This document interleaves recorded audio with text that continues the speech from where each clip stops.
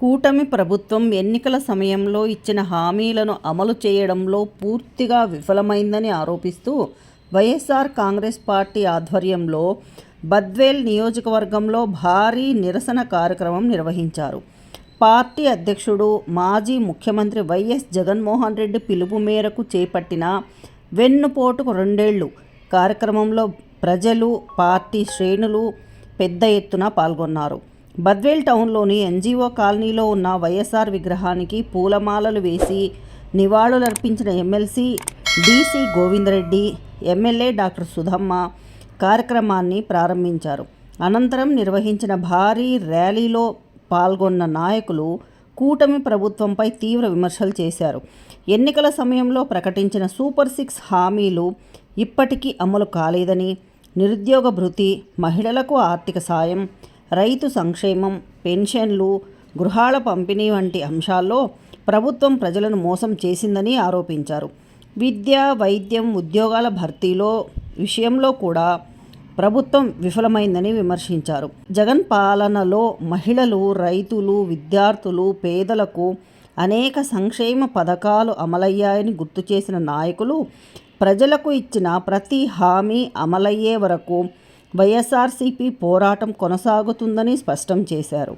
ఈ కార్యక్రమంలో రాష్ట్ర, జిల్లా, మండల స్థాయి నాయకులు, ప్రజాప్రతినిధులు, మహిళలు, యువత, రైతులు, పార్టీ కార్యకర్తలు భారీ సంఖ్యలో పాల్గొన్నారు.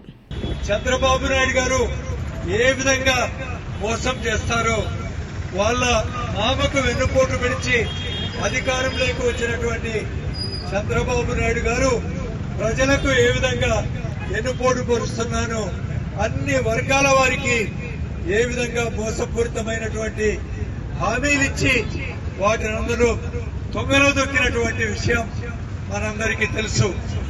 కేవలం మనకు తెలిస్తే సరిపోదు, ప్రజలకు మనందరం కూడా మరి ఈ విషయాన్ని తెలియజేయాల్సినటువంటి అవసరం వైఎస్ఆర్ కాంగ్రెస్ పార్టీ నాయకులుగా మనందరికి కూడా మరి అవసరము ఉంది అని చెప్పి ఈ సందర్భంగా తెలియజేస్తున్నాను.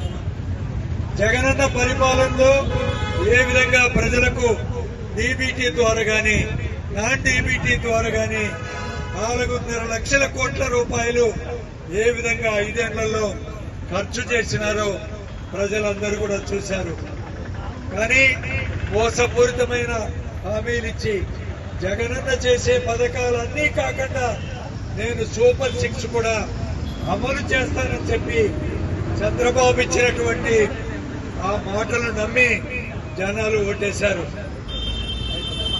కానీ బద్వేల్ నియోజకవర్గంలో మనందరూ విఘ్నులైనటువంటి మీరు ప్రజలు చంద్రబాబు నాయుడు మాటలు నమ్మకుండా వైఎస్ఆర్ కాంగ్రెస్ పార్టీని మరి ఇక్కడ శాసనసభ్యురాలు గారిని గెలిపించినటువంటి విషయం మరి మీ అందరికీ కూడా ప్రత్యేకంగా ఎప్పుడు కూడా ఈ పార్టీ ఎప్పుడు గుర్తుపెట్టుకుంటుందని చెప్పి నేను ప్రత్యేకంగా మీ అందరికీ తెలియజేసుకుంటున్నాను.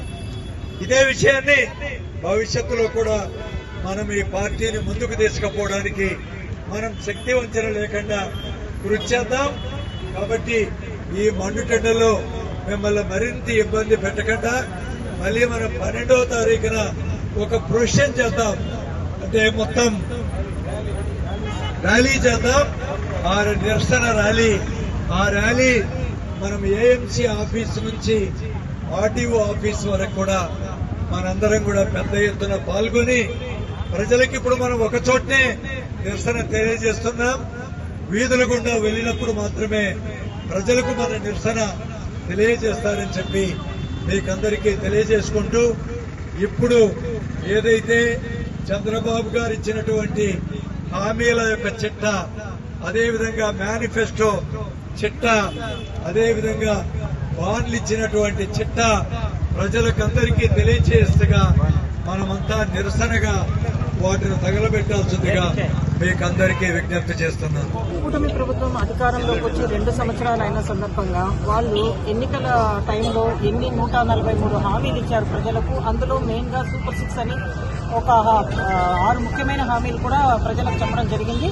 ఈ హామీలన్నీ కూడా నెరవేర్స్తామని ఇంటింటికి బాండ్ల రూపంలో ముఖ్యమంత్రి గారు, ఉప ముఖ్యమంత్రి గారు సైన్ చేసి ఇంటింటికి కూడా ఇవ్వడం జరిగింది.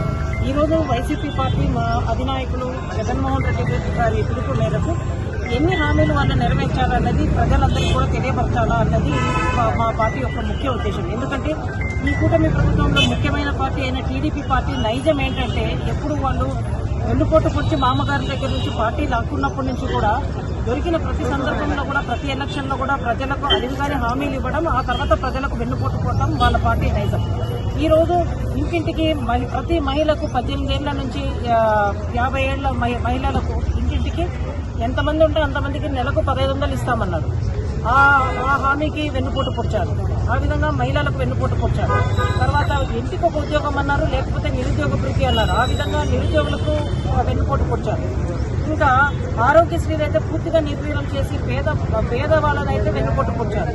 ఆ తర్వాత రైతులకు అదే జగన్మోహన్ రెడ్డి గారు అధికారంలో ఉన్నప్పుడు ఆర్బీకేలు అనేవి పెట్టి విత్తనం నుంచి క్రాప్ చేతికొచ్చేంత వరకు రైతులు అండగా ఉన్న పరిస్థితి మనం చూసాం. ఈరోజు ఇన్పుట్ సబ్సిడీ లేదు, క్రాప్ ఇన్సూరెన్స్ లేదు. యూరియా కోసం రైతులు బార్లు తీరమని నిలబడ్డారు, రైతులను వెన్నుపోటు పొడిచారు. ఇలా ప్రతి సెక్టార్ వాళ్ళని వెన్నుపోటు పొడిచి ఈ గవర్నమెంట్ తర్వాత మళ్ళీ విజయోత్సవాలని సభలు కూడా నిర్వహించుకుంటున్నారు. వాళ్ళు ఏ విధంగా ప్రజలకు న్యాయం చేశారన్నది వాళ్ళు ఆలోచించుకోవాలి. వీళ్ళు చేసిన ఈ వైఫల్యాలు ప్రజల్లో కూడా విస్తృతంగా తీసుకెళ్లాల్సిన అవసరము 40% ఓట్ షేర్ ఉన్న వైసీపీ పార్టీ బాధ్యతగా ఈరోజు మేమందరము ప్రత్యేక కాన్స్టిట్యున్సీలో. Please like, share and subscribe.